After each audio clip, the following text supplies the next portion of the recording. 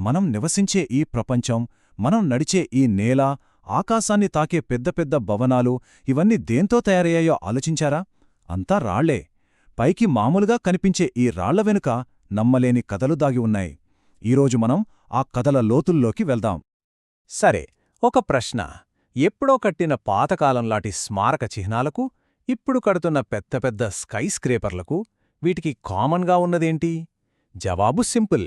కాని ఆ జవాబు వెనక ఉన్న కథ మాత్రం చాలా పెద్దదే. ఆ జవాబే రాయి. అవును, రాయి. ఈరోజు మనం ఈ రాళ్ల ప్రయాణం గురించే తెలుసుకోబోతున్నాం.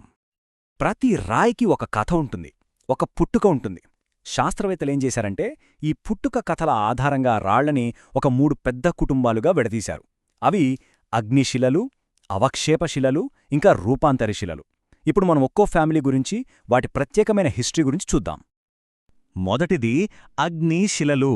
పేరు వింటేనే అర్థమవుతోంది కదా, ఇవి అగ్ని నుంచే పుట్టాయి. ఎలా అంటే భూమి లోపలి అగ్నిపర్వతాల నుంచి వేడివేడి లావా బయటకొస్తుంది కదా, ఆ లావా చల్లగా అయ్యి గట్టిపడినప్పుడే ఈ రాళ్లు ఏర్పడతాయన్నమాట. వావ్, ఎంత పవర్ఫుల్ బర్త్ స్టోరీ కదా! అయితే ఈ అగ్నిశిలల్లో కూడా మళ్ళీ 2 రకాలున్నాయి. అదంతా అవి ఎక్కడ చల్లబడ్డాయన్న దానిమీద ఆధారపడి ఉంటుంది.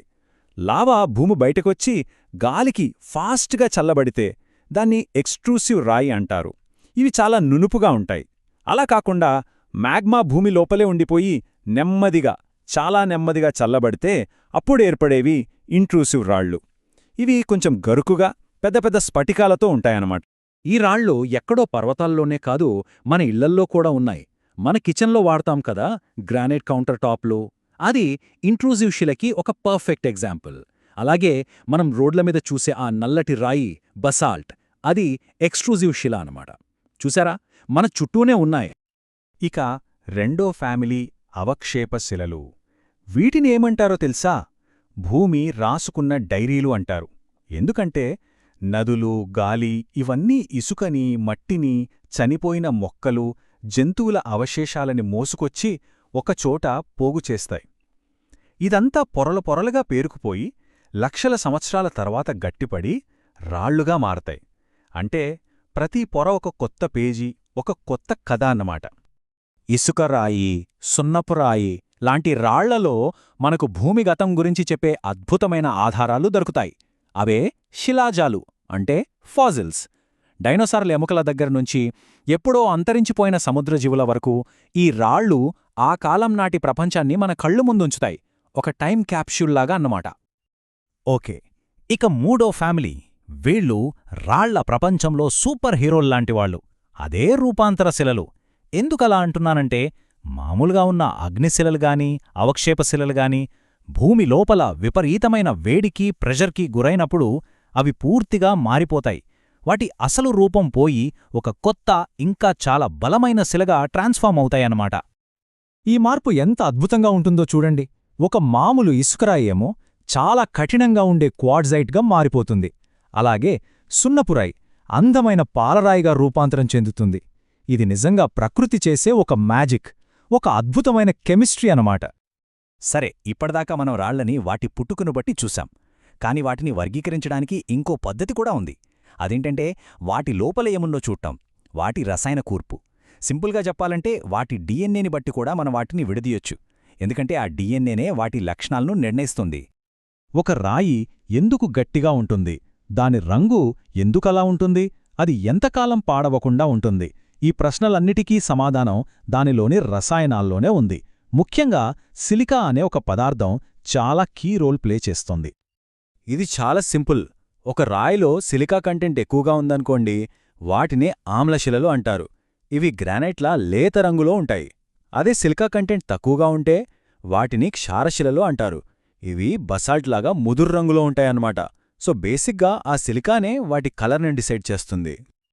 ఓకే, ఇప్పటి వరకు మనం రాళ్ల వెనుక ఉన్న సైన్స్ గురించి, వాటి ఫ్యామిలీల గురించి చాలా ఇంట్రెస్టింగ్ విషయాలు తెలుసుకున్నాం. బాగుంది. కానీ అసలు ఈ రాళ్ళు మన జీవితంలోకి ఎలా వస్తున్నాయి? మన నగరాలని, ఇళ్లని ఎలా నిర్మిస్తున్నాయి? ఇప్పుడు ఆ విషయం చూద్దాం. ఒక విషయం గుర్తుంచుకోవాలి, అన్ని రాళ్ళు ఒకేలా ఉండవు. అన్ని పనులకు ఒకే రాయిని వాడలేం.